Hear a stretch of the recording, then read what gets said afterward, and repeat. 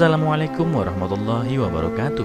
Apa kabar kalian? Semoga kalian baik-baik saja dan tetap diberikan kesehatan oleh Allah Subhanahu wa taala. Bantu channel kami dengan cara subscribe dan tekan tombol lonceng kalian. Terima kasih. Semoga kisah ini bermanfaat.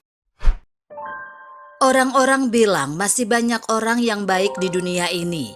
Kata-kata ini sepertinya memang terbukti sekarang. Mungkin Anda pernah melihat atau membaca sebuah artikel yang pernah dimuat sebelumnya. Perempuan asal Taizhou yang pernah menampung gelandangan pada 21 tahun silam. Kini si gelandangan itu membalas budinya. Hari ini redaksi informasikan cerita menyentuh terkait kisah ini. Kisah yang mengharukan ini kemudian diangkat di layar kaca dengan judul Saudara Seumur Hidup.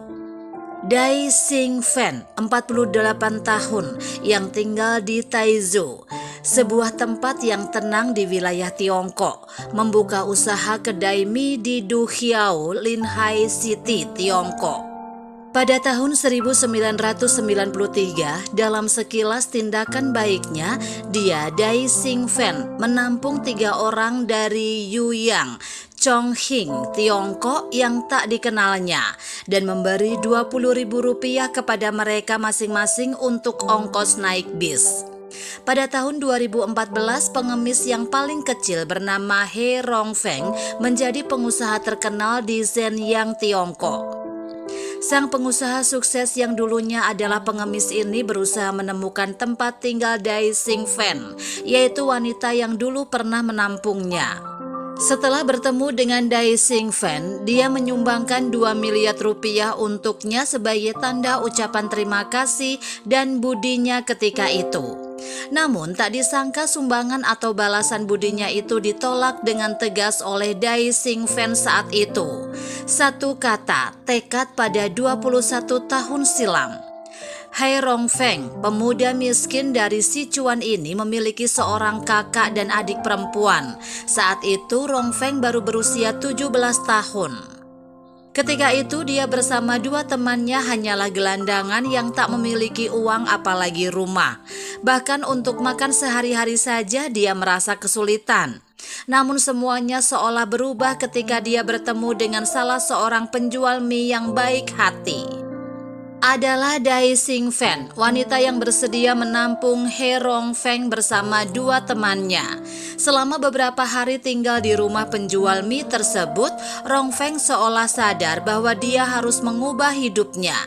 Ketika itu tetangganya mengingatkan terlalu beresiko menampung 3 orang yang tak dikenal. Tapi dia, Dai Xingfen, justru mengatakan, saya juga pernah hidup di perantauan dan saya tahu betul itu tidaklah mudah. Lagi pula di rumah saya juga tidak ada barang-barang yang berharga. Kalau bisa bantu ketiga orang itu, ya kita bantu saja. Ketika itu, ongkos tiket dari Xiangju ke Huangyan jika dirupiahkan sebesar Rp14.000. Keesokannya Dai Xingfen telah menyiapkan bekal makanan seadanya, mengantar mereka naik bis dan memberi mereka masing-masing setara Rp20.000 untuk ongkos di perjalanan. Selama itu He Rongfeng tidak mengucapkan sepatah kata pun, tapi dia mencamkan baik-baik setiap pesan dari Xingfen. Dia selalu ingat dengan pesan Dai Xingfen, tidak apa-apa miskin, yang penting harus menjadi orang yang baik. Dan kalau bisa membantu orang lain yang kesusahan.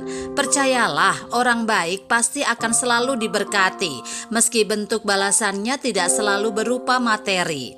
Tidak terbayangkan dalam benak Dai Xingfen beberapa patah kata yang dipesankannya kepada para gelandangan itu menjadi berkat bagi He Rongfeng merintis karirnya.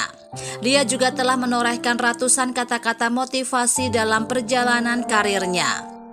Sayangnya, dalam kebakaran di ruang pabrik, buku harian saya juga ikut hancur terbakar. Sekarang hanya ada sebagian kecil yang tersisa. Jika tidak ada kata-kata Dai Xingfen ketika itu, maka saya juga tidak akan bisa berdiri dengan gagah sekarang. Kebaikannya membuat kami kagum sekaligus menyentuh hati saya. Sebenarnya saya mendapat pencerahannya di saat saya terpuruk. Jadi saya tidak akan lupa dengan akar saya bekerja dan tidak boleh lupa dengan budinya, kata He Rongfeng.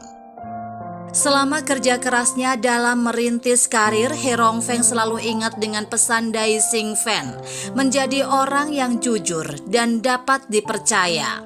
Selama lebih dari 20 tahun berjuang dan kerja keras dengan berbekal keyakinan itu, He Rongfeng berjuang dengan gigih dan berhasil menjadi tokoh terkenal dalam industri mebel dan cat. Sosok orang yang berbudi pasti akan sukses.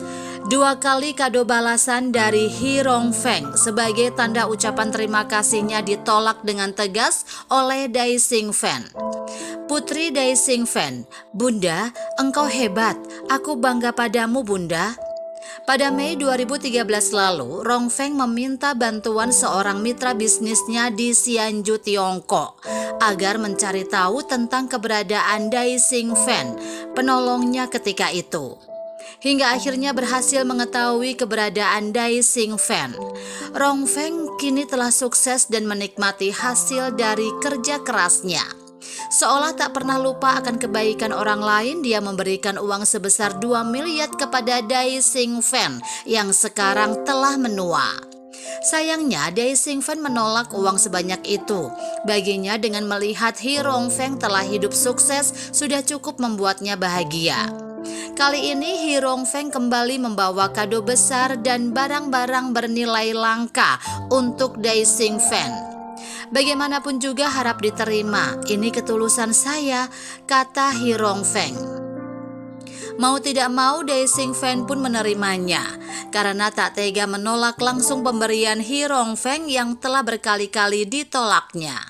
Namun setelah He Rongfeng pergi, Dai Xingfen mengembalikan uang senilai miliaran itu ke rekening He Rongfeng dan barang-barang lainnya yang bernilai langka juga dikembalikan utuh. Tidak peduli dia marah atau tidak, saya tidak bisa menerimanya. Sekarang dia telah sukses, saya turut bahagia. Memang sudah seyogyanya kita membantu siapapun. Saat saya masih kanak-kanak, ibu saya pernah menampung gelandangan. Dan ini wajar saja menurut saya. Tidak minta pamrih dalam bentuk apapun. Dan saya sangat tersentuh dengan balas budinya. 2 kali menolak dengan tegas pemberian kado besar dari He Rongfeng, seorang gelandangan yang kini tengah menjadi miliarder papan atas. Tapi yang membahagiakan Dai Xingfen adalah putri sulungnya yang sedang studi di luar daerah mengatakan kepadanya bahwa dia sangat bangga padanya. Dari kisah menarik tersebut kita bisa mengambil hikmah bahwa jangan pernah melupakan kebaikan orang lain. Mungkin sekarang kamu sudah hidup mewah, menikmati hasil dari semua kerja kerasmu. Tetapi mungkin kamu lupa siapa yang dulu pernah menolongmu saat kamu terpuruk. Ini adalah sebuah kisah yang patut dicontoh oleh generasi muda masa kini. Saat bermandikan uang sekarang, jangan lupa pada mereka yang pernah membantumu atau mereka yang ada di balik kesuksesan dan kenyamanan kamu sekarang. Ingat, roda hidup terus berputar.